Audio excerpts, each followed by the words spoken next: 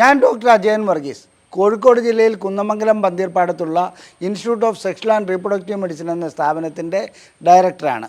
International association of sexual medicine practitioners modern medicine എന്ന അസോസിയേഷൻ്റെ അഖിലേന്ത്യാ ചെയർമാനുമാണ്. ഞാൻ ഇന്ന് നിങ്ങളോട് വിശദീകരിക്കാൻ പോകുന്നത് ഹൈമനക്ടമി അഥവാ കന്യാചർമ്മം മുറിച്ചു നീക്കേണ്ട അവസ്ഥകളെക്കുറിച്ചും അത് എന്തിനാണ് ചെയ്യുന്നതെന്നും അതുകൊണ്ട് എന്തെല്ലാം ഗുണങ്ങൾ ലഭിക്കുന്നു എന്നുള്ളതിനെക്കുറിച്ചുമാണ്. അതിനു മുമ്പ് തന്നെ നമുക്ക് എന്താണ് ഈ കന്യാചർമ്മം, അത് പ്രത്യേകതകൾ എന്തെല്ലാമാണ്, അതിൻ്റെ നാം ലൈംഗിക ബന്ധത്തിൽ ഏർപ്പെടുമ്പോൾ കന്യാചർമ്മത്തിന് എന്താണ് സംഭവിക്കുന്നത്, ഇത്തരം കാര്യങ്ങളെക്കുറിച്ച് ഞാൻ ആദ്യം ഒന്ന് വിശദീകരിക്കാം. കന്യാചർമ്മം എന്ന് പറയുന്ന ഒരു പാട മാത്രമാണ്. അതായത് യോനിക്കുള്ളിലേക്ക് ലിംഗം പ്രവേശിക്കുന്നതിന് തടസ്സം നിൽക്കുന്ന ഒന്നല്ല. കന്യാചർമ്മം 4 തരത്തിലുണ്ട്. ഒന്ന്, അതിന് ദ്വാരമില്ലാത്തത്. അത്തരം കന്യാചർമ്മങ്ങൾ അപകടം പിടിച്ച ഒന്നാണ്. അതിന് ഹൈമനക്ടമി ചെയ്യുക തന്നെ വേണം. 2, ചെറിയ ദ്വാരമുള്ളത്. അതേസമയത്ത് അതിന് ചന്ദ്രക്കല പോലെയുള്ള ഒരു ദ്വാരമാണ് അതിനകത്ത് ഉണ്ടാകാറുള്ളത്. അത് സാധാരണ ഒരു കന്യാചർമ്മം എന്ന് പറയാം. അതുകൂടാതെ സെപ്റ്റേറ്റ് ഹൈമണുണ്ട്. സെപ്റ്റേറ്റ് എന്ന് പറഞ്ഞാൽ ഇത് 2 ദ്വാരങ്ങളുണ്ടാവും, അതിൻ്റെ നടുക്കൊരു പാളിയും ഉണ്ടാവും. അത്തരം കന്യാചർമ്മങ്ങളാണ് വേറൊരു തരത്തിലുള്ളത്. ഇതുകൂടാതെ ഒരൊറ്റ ദ്വാരമല്ല, ഒട്ടനവധി ദ്വാരങ്ങളുള്ള ക്രിബ്രിഫോം ഹൈമൺ എന്ന് പറഞ്ഞ് വേറൊരു തരത്തിലുള്ള ഹൈമണുമുണ്ട്, അതായത് കന്യാചർമ്മമുണ്ട്. ഇതിൽ ഞാൻ ആദ്യം സൂചിപ്പിച്ചു ഇംപെർഫറേറ്റ്, അതായത് ഒരു രീതിയിലും രക്തം പുറത്തേക്ക് വരാൻ പറ്റാത്ത രീതിയിൽ പരിപൂർണമായി അടഞ്ഞിരിക്കുന്ന കന്യാചർമ്മം അപകടം പിടിച്ച ഒന്നാണ്. ആദ്യമായി രക്തസ്രാവം ഉണ്ടാകുമ്പോൾ, അതായത് ആർത്തവം ഉണ്ടാകുമ്പോൾ, ഇത് രക്തത്തെ പുറത്തേക്ക് പോകാൻ അനുവദിക്കാതെ അവിടെ ആ രക്തമെല്ലാം തളം കെട്ടിക്കിടക്കുകയും ഗർഭപാത്രവും അതുപോലെ അടിവയറും വീർത്തു വരികയും ചെയ്യുന്നു. ഇത് വളരെ ഗുരുതരമായ വേദനയിലേക്ക് പോകുന്നു. അതുപോലെ തന്നെ അസ്വസ്ഥത ഉണ്ടാകുന്നു, മലബന്ധമുണ്ടാകുന്നു, മൂത്രതടസ്സമുണ്ടാകുന്നു. ഇതെല്ലാം ഇത്തരം ഹൈമണിൻ്റെ അവസ്ഥയായി മാറാം. സാധാരണഗതിയിൽ ഇത് മെഡിക്കൽ മാനേജ്മെൻറ്റ് ആശുപത്രിയിൽ എത്തുന്നതോടുകൂടി ഈ വേദനയുമായി എത്തുന്ന രോഗികളെ പരിശോധിക്കുമ്പോൾ അവർക്ക് ആർത്തവത്തിൻ്റെ കാരണമാണോ ഇല്ലെന്നുള്ളത് സ്കാൻ ചെയ്തും മറ്റും നോക്കുമ്പോൾ മനസ്സിലാക്കാൻ കഴിയും. അതിനുശേഷം കന്യാചർമ്മം മുറിച്ച് നീക്കുകയാണെങ്കിൽ, ഹൈമനക്ടമി ചെയ്യുകയാണെങ്കിൽ ഈ പ്രശ്നം പരിഹരിക്കാൻ കഴിയുന്നതാണ്. വളരെയധികം കാലം നീണ്ടുപോവുകയാണെങ്കിൽ, അത് ആ വേദന വെച്ചുകൊണ്ടിരിക്കുകയാണെങ്കിൽ അത് ഗുരുതരാവസ്ഥയിലേക്ക് പോകാറുണ്ട്. മറ്റ് സെപ്റ്റേറ്റ് ഹൈമണും അപകടം പിടിച്ചൊന്നാണ്. അതും സർജറി ചെയ്ത് നീക്കുന്നതാണ് നല്ലത്. വളരെ നേരിയ രീതിയിലുള്ളതാണെങ്കിൽ ലൈംഗിക ബന്ധത്തിലൂടെ അത് പൊട്ടിപ്പോകാറുണ്ട്, ലൈംഗിക ബന്ധം സുഗമമായി നടക്കാറുമുണ്ട്. ഇനി ക്രിബ്രിഫോം ഹൈമണാണെങ്കിലും അതിനകത്ത് പ്രത്യേകിച്ച് പ്രശ്നങ്ങളൊന്നും ഉണ്ടാവില്ല. ലൈംഗിക ബന്ധത്തോടുകൂടി അത് ചിലപ്പോൾ പൊട്ടിപ്പോകാറുണ്ട്. ഇല്ലാത്തതിന് മാത്രമേ സർജറി വേണ്ടി വരാറുള്ളൂ. എന്നാൽ ഹൈമനക്ടമി ചെയ്യുന്നത് ഈ കാര്യങ്ങൾക്കൊന്നുമല്ല. കൂടുതലായിട്ട് വജൈനസ്മസ് പോലുള്ള ചില അവസ്ഥകളിൽ, അതായത് യോനിയിലേക്ക് ലിംഗം പ്രവേശിക്കുന്നതിന് തടസ്സമുണ്ടാകുന്ന ഒരു അസുഖമാണ് യോനി സങ്കോചം അല്ലെങ്കിൽ വജൈനസ്മസ്. അത്തരം അസുഖങ്ങൾക്ക്, അത്തരം അവസ്ഥകൾക്ക് ഹൈമനക്ടമി ചെയ്യുകയാണെങ്കിൽ ഒരു കാര്യം പറയട്ടെ, ഒരു ഗുണവും ലഭിക്കുകയില്ല. ഒരു ചെറിയ രീതിയിലുള്ള ഒരു ആശ്വാസമെന്ന് നമുക്ക് പ്രത്യക്ഷത്തിൽ തോന്നാമെങ്കിൽ കൂടി രോഗിയെ സംബന്ധിച്ചിടത്തോളം ഇത്രയും പണം മുടക്കി ഹൈമനക്ടമി ചെയ്തിട്ടും ലിംഗം യോനിക്കുള്ളിലേക്ക് പ്രവേശിക്കാത്ത അവസ്ഥ വരുന്നു. അങ്ങനെ യോനിക്കുള്ളിലേക്ക് പ്രവേശിക്കാത്ത അവസ്ഥ വരുമ്പോൾ അവർ കുറച്ചുകൂടി നിരാശരാകുകയും ദമ്പതികൾ തമ്മിൽ കലഹത്തിലേക്ക് പോവുകയും ചെയ്യുന്ന ഒരവസ്ഥ കാണാറുണ്ട്. അതുകൊണ്ടാണ് ഞാൻ പറയുന്നത്, ഹൈമനക്ടമി വജൈനസ്മസ് ഉള്ള രോഗികൾക്ക് ചെയ്യുന്നതുകൊണ്ട് എടുത്തു പറയത്തക്ക യാതൊരു ഗുണവും ഉണ്ടാകുകയില്ല. വജൈനസ്മസിന് കൗൺസിലിങ്ങും സൈക്കോതെറാപ്പിയും അതുപോലെ തന്നെ ഡയലേറ്റർ തെറാപ്പിയുമാണ് ആവശ്യം. ആ ഡയലേറ്റർ തെറാപ്പിയോടുകൂടി ഹൈമൺ മിക്കപ്പോഴും പൊട്ടിപ്പോകാറുണ്ട്. ഹൈമനക്ടമി ചെയ്തതിന് തുല്യമായ പ്രതീതി അവിടെ ഉണ്ടാകാറുമുണ്ട്. ഈ രീതിയിൽ പോവുകയാണെങ്കിൽ, അതായത് ഡയലേറ്റർ തെറാപ്പിയിൽ കൂടി പോവുകയാണെങ്കിൽ ലൈംഗിക ബന്ധവും കൂടി സാധ്യമാകുന്ന ഒരവസ്ഥയിലേക്ക് വരും. ഇനി ഹൈമൺ സാധാരണ രീതിയിൽ ഒരു പെൺകുട്ടി ഗർഭാവസ്ഥയിൽ പെൺകുട്ടിയാവുമ്പോൾ അവരുടെ 5-ാം മാസത്തിൽ അത് പരിപൂർണമായും അടഞ്ഞാണ് ഇരിക്കുന്നത്. അതിനുശേഷം പ്രസവത്തോടുകൂടി ചെറിയ ദ്വാരത്തോടുകൂടി, അതായത് 1 mm വലിപ്പത്തിലുള്ള ഒരു ദ്വാരത്തോടു കൂടിയാണ് കുട്ടി ജനിക്കുന്നത്. അതിനുശേഷം ഓരോ വർഷം കഴിയും തോറും ഓരോരോ mm വെച്ച് 1 mm വെച്ച് അത് കൂടി വരുന്നതായി കാണാം.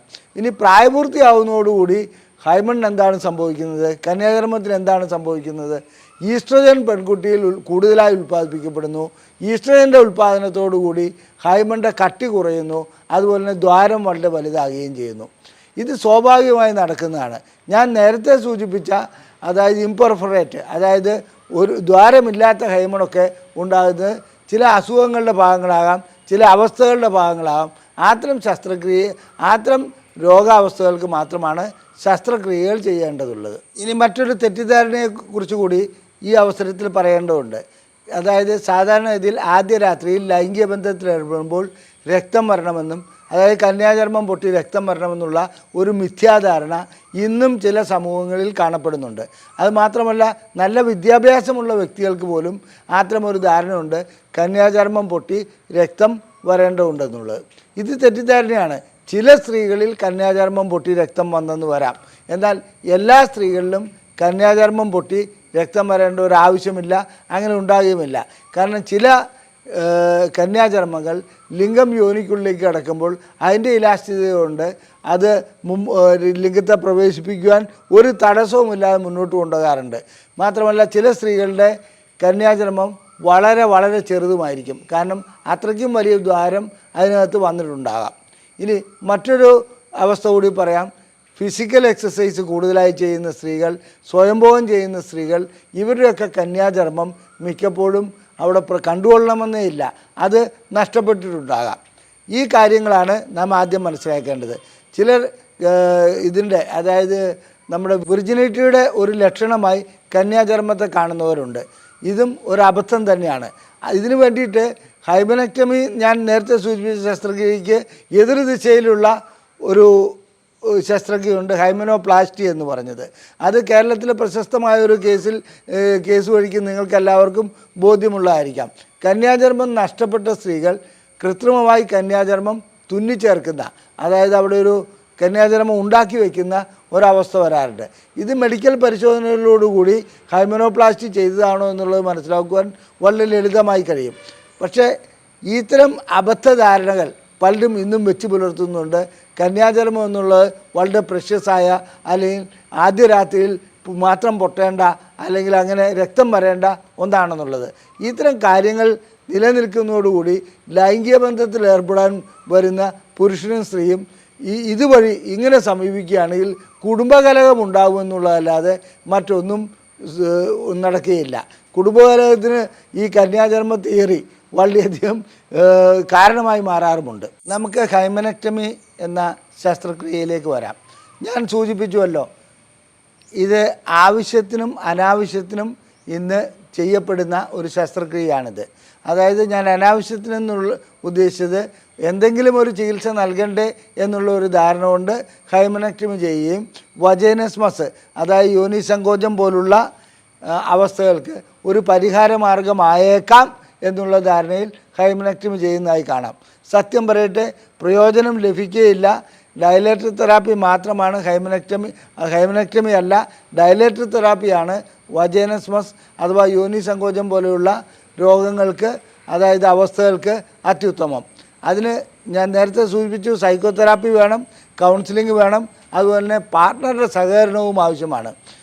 ഈ ഹൈമനക്ടമി ചെയ്തു കഴിഞ്ഞാൽ ഉണ്ടാകുന്ന ഏറ്റവും വലിയ പ്രശ്നം എന്താണെന്ന് വെച്ചാൽ, ഭർത്താവിന് ഉള്ള ലൈംഗിക ശേഷി കൂടി നഷ്ടപ്പെടുന്ന ഒരു അവസ്ഥയിലേക്ക് പോകും.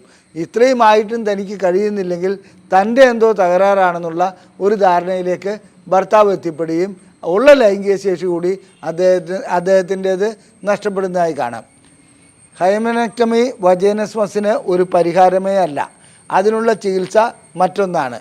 ഡയലേറ്റർ തെറാപ്പിയാണ് ഏറ്റവും അത്യുത്തമം. അല്ലെങ്കിൽ മറ്റ് മാർഗങ്ങളിലേക്ക് പോവുകയാണ് നല്ലത്. ശസ്ത്രക്രിയയിലൂടെ ഒരു വജൈനസ്മസും ഇന്ന് വരെ ചികിത്സിച്ച് മാറ്റിയതായി രേഖകളില്ല. അങ്ങനെ ഒന്നും സാധ്യമല്ല എന്നുള്ളതാണ് എൻ്റെ അനുഭവത്തിൻ്റെ വെളിച്ചത്തിൽ എനിക്കും പറയുവാനുള്ളത്. ലൈംഗിക ചികിത്സയെക്കുറിച്ച്, ലൈംഗിക പ്രശ്നങ്ങളെക്കുറിച്ച് നിങ്ങൾക്ക് എന്തെങ്കിലും അറിയണമെന്നുണ്ടെങ്കിൽ ഞങ്ങളുടെ ബുക്ക്ലെറ്റുകൾ സൗജന്യമായി നിങ്ങൾക്ക് അയച്ചു തരുന്നതാണ്. ഇവിടെ തന്നിരിക്കുന്ന നമ്പറിൽ ISRM എന്ന് ടൈപ്പ് ചെയ്യുക. നിങ്ങൾക്ക് വേണ്ട ബുക്ക്ലെറ്റുകൾ ഞങ്ങൾ ഇവിടെ നിന്നും വാട്സപ്പ് വഴിക്ക് സൗജന്യമായി PDF ഫോർമാറ്റിൽ അയച്ചു നൽകുന്നതാണ്. ഈ വീഡിയോ നിങ്ങൾക്ക് ഇഷ്ടപ്പെട്ടുവെങ്കിൽ നിങ്ങളുടെ സുഹൃത്തുക്കൾക്ക് ഇത് ഷെയർ ചെയ്യുക. നിങ്ങളുടെ അഭിപ്രായങ്ങൾ കമൻറ്റ് ബോക്സിൽ രേഖപ്പെടുത്തുക. ദയവായി ഈ വീഡിയോ ലൈക്ക് ചെയ്യുക. നിങ്ങൾക്ക് ലൈംഗികമായ പ്രശ്നങ്ങൾക്ക് ചികിത്സയാണ് ആവശ്യമെന്നുണ്ടെങ്കിൽ ഈ നമ്പറിൽ വിളിച്ച് ബുക്ക് ചെയ്യാവുന്നതാണ്. നന്ദി, നമസ്കാരം.